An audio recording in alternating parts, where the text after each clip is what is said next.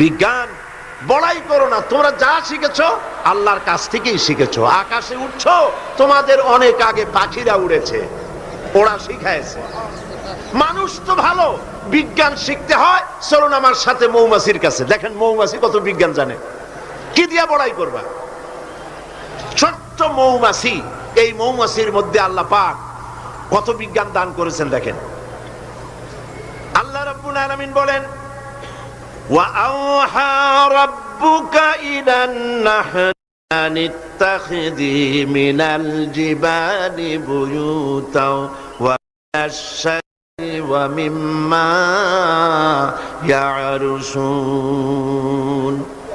আল্লাহ পাক বলছেন, ওয়া আওহা রাব্বুকা ইলান নাহলি, মৌমাছি পৃথিবীর মানুষকে 4টা বিজ্ঞান শিখাইছে। কয়টা বিজ্ঞান? দেখুন 4টি বিজ্ঞান কি। মৌমাছি, আল্লাহ পাক বলেন আমি মৌমাছিকে, মৌমাছির উপর একটা সূরা আছে না, জোরে কোন আছে না? সূরাটার নাম কি? সূরা নাহল। মৌমাছির উপর একটা সূরা। আল্লাহ পাক বলছেন আমি মধুমক্ষিকাকে ওহী করেছি। তার মানে এই নয় যে মৌমাছির কাছে জিবরাইল পাঠাইছি। ওহী যখন নবীর ক্ষেত্রে ওহী শব্দ আসে, তার অর্থ হলো প্রত্যাদেশ। জিবরাইলের মারফতে আল্লাহ পাক ওহী পাঠান। আর যখন এই ওহী অন্য কোথাও আল্লাহ ব্যবহার করেন, তার অর্থ হয় গোপন সূক্ষ্ম ইঙ্গিত। যেমন মূসা আলাইহিস সালামের মাকে আল্লাহ পাক ওহী করেছিলেন, এখানে জিবরাইল পাঠান নাই, ইলকা করে দিয়েছিলেন। মৌমাছিকেও তার মনের মধ্যে গোপন ভাবে সূক্ষ্ম ইঙ্গিত আল্লাহ দিয়েছেন কি, আখিজি মিনাল জিবালে বুয়ুতা, পাহাড়ে বাসা বানাও, ঘর বানাও পাহাড়ে পর্বতে। যেহেতু মধু হলো একটা মেডিসিন, মধু কি? এই মেডিসিনটা কে বানিয়েছে? আল্লাহ পাকের নির্দেশে। কে বানালো? মৌমাছি বানালো। কাজে এই মেডিসিনটা দিয়ে শুধুমাত্র গাছপালা যে দেশে আছে সেই দেশের মানুষ উপকৃত হোক, তাহলে তো সারা পৃথিবীর মানুষ পাবে না আল্লাহর এই ওষুধ। এই জন্য মৌমাছিকে বলা হচ্ছে পাহাড়ে বানাও।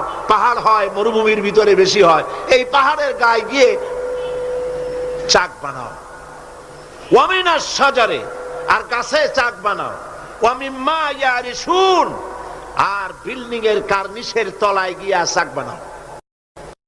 ইচ্ছা করে না, এই 3 জায়গায় চাক বানাও। এই 3 জায়গায় চাক বানাতে গিয়ে মৌমাছি 4টা বিজ্ঞান দেখাইলো। হচ্ছে কেমিস্ট্রি, অথচ মৌমাছি কোন সায়েন্স ল্যাবরেটরিতে পড়াশোনা করে নাই, কথা ঠিক কিনা? তার কেমিস্ট্রিটা কি? কার্নিশের নিচে বিল্ডিং এর গায়ের সাথে লাগানো মৌচাক আপনারা দেখছেন কিনা কোন? এটা ঝুলে থাকে, ঝুলন্ত অবস্থায় থাকে। একটা পরিপক্ক ঝুলন্ত মৌচাকে কম করে হলেও সব থেকে বেশি যা শুনেছি আধা মণ থেকে 35 কেজি, 30-35 কেজি পর্যন্ত ওজন হয়, এত মধু থাকে। এখন এই মধুটা ঝুলে আছে, এটা ঝোলাবার জন্য তার কাছে কোনো সুপার গ্লু ছিল না, কোনো আটা ছিল না। আল্লাহ পাক তাকে এমন আটা শিক্ষা দিয়েছেন যে আটা লাগায় দিয়েছে, লাগাবার পর মৌমাছি সেখানে মধু দিয়া 20 কেজি, 30 কেজি, 35 কেজি পর্যন্ত হইল, অথচ ছিঁড়ে পড়লো না। ঠিক কিনা বলেন? মৌচাক কার্নিশ থেকে ছিঁড়ে পড়ে গেছে এরকম দেখা গেছে নাকি? না। মৌ যখন ভরে গেল, তখন মধু কেটে নিয়ে যাওয়ার পর ছেঁড়া খাতা যেমন ঝোলে, ওই রকম দেখা যায় ছেঁড়া খাতার মতো ঝুলছে, তাও পড়ে না। 6 মাস 1 বছর পর্যন্ত লেগে থাকে। ছোট্ট মৌমাছিকে এই আটা জাতীয় কেমিস্ট্রি কে শিখাইলো? এই বিজ্ঞান কে তারে শিক্ষা দিল? সুবহানাল্লাহ। এরপরে দেখুন মৌমাছির দ্বিতীয় বিজ্ঞান, ইঞ্জিনিয়ারিং টেকনোলজি। মৌমাছি বাসা বানালো, সেই বাসা 6 কোণ বিশিষ্ট চেম্বার, এক একটা চেম্বার 6টা কোণ। লক্ষ্য করে দেখবেন, সমান মাপের কোণ বিশিষ্ট চেম্বার তৈরি করে lakh lakh chamber.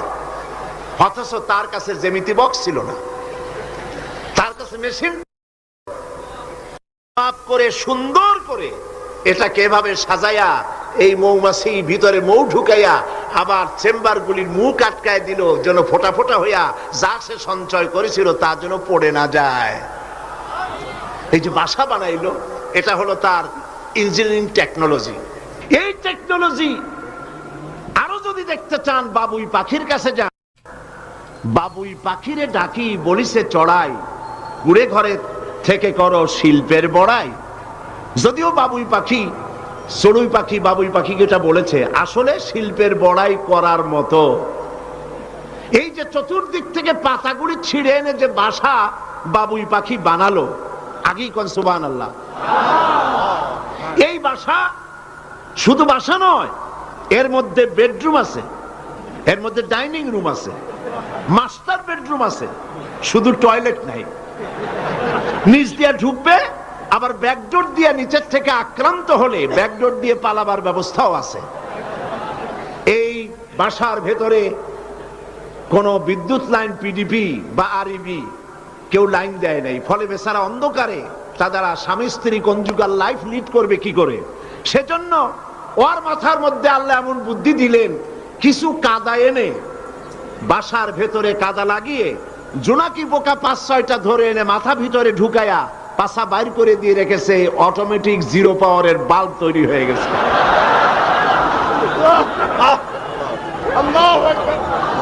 Engineering technology আর কারে বলে? আমার দেশের ইঞ্জিনিয়ার যারা আছেন, এই রকমের বাসা বানানো তো দূরের কথা, ভালো করে বাসাটা খুলুন তো দেখি, বুঝবো আপনি কেমন খুলতে পারেন। খুলতেই পারবেন না, বুনানো তো দূরের কথা। এটা গেল 2 নম্বর টেকনোলজি। এরপরে হলো মেডিকেল সায়েন্স, চিকিৎসা বিজ্ঞান। আল্লাহ রাব্বুল আলামিন মৌমাছিকে বলছেন, সুম্মা কুলি মিন কুল্লি সামারাতি ফাসলুকি সুবুলা রাব্বিকা যুলুলা।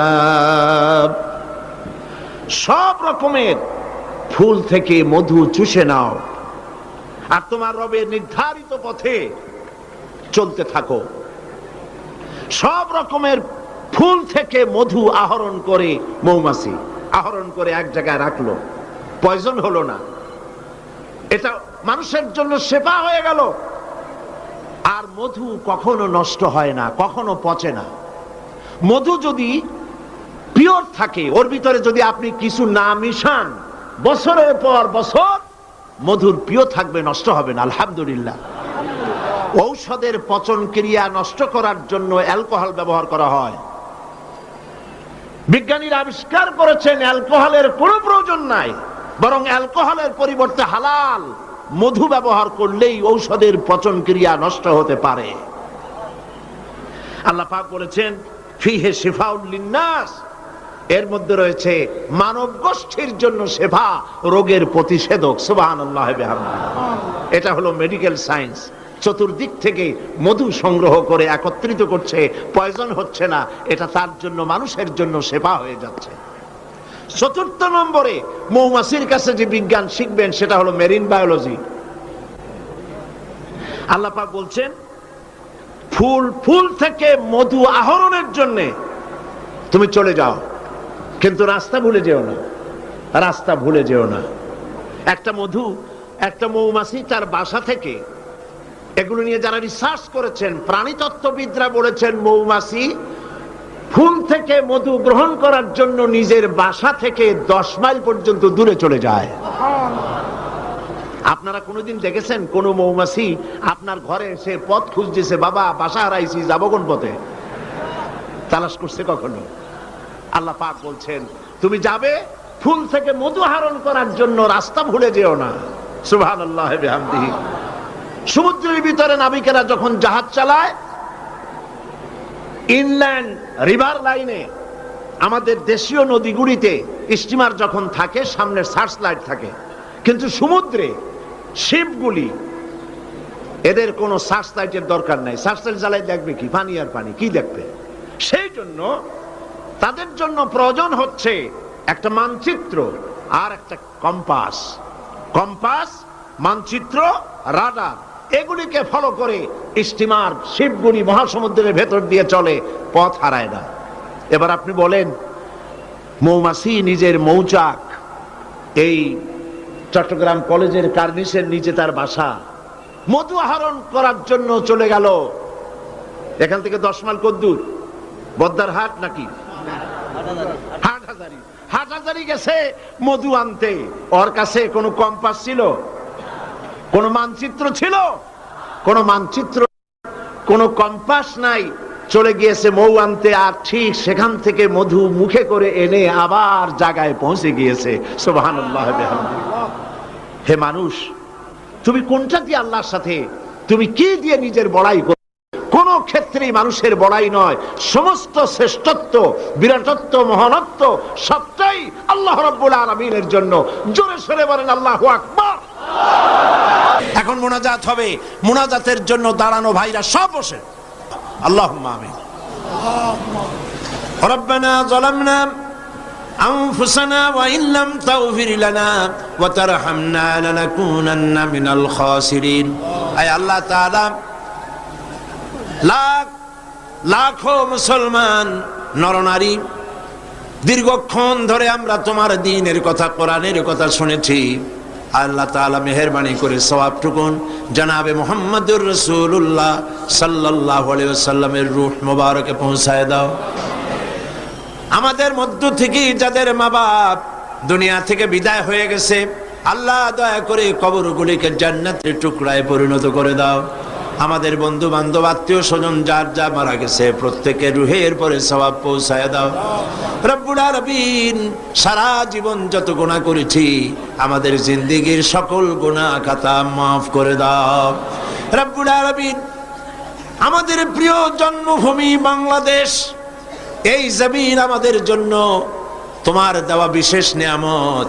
আয় আল্লাহ, এই দেশের হেফাজত, এ দেশের স্বাধীনতা, সার্বভৌমত্ব কিয়ামত পর্যন্ত তুমি অক্ষুণ্ণ রাখো।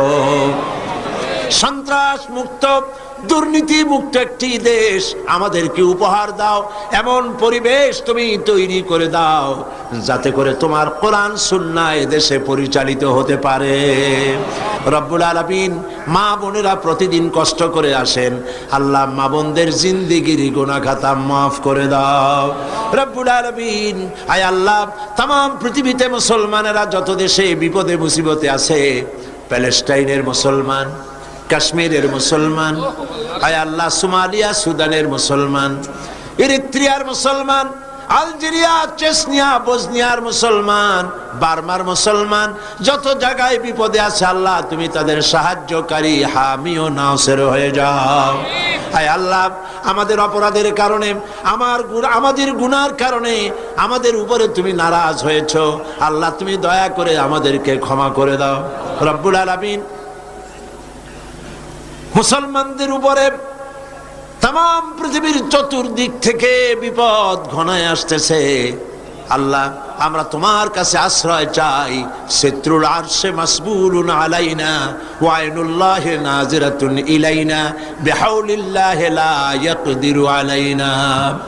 আল্লাহুম্মা ইয়া মুনজিলাল কিতাব ওয়া মুজরিয়াস সাহাব ওয়া সারিয়াল হিসাব হাজিমিল আহজাব, اللهم اهزمهم وزلزلهم وانصرنا عليهم। আল্লাহ তাআলা, তুমি মুসলমানদেরকে সাহায্য করো।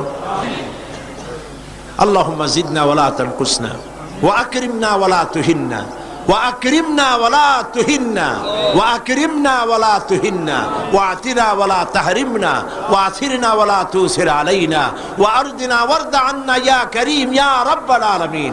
اللهم اعز الاسلام والمسلمين، اللهم اهلك الكفرة والمبتدعة واليهود والهنود والنصارى والمشركين.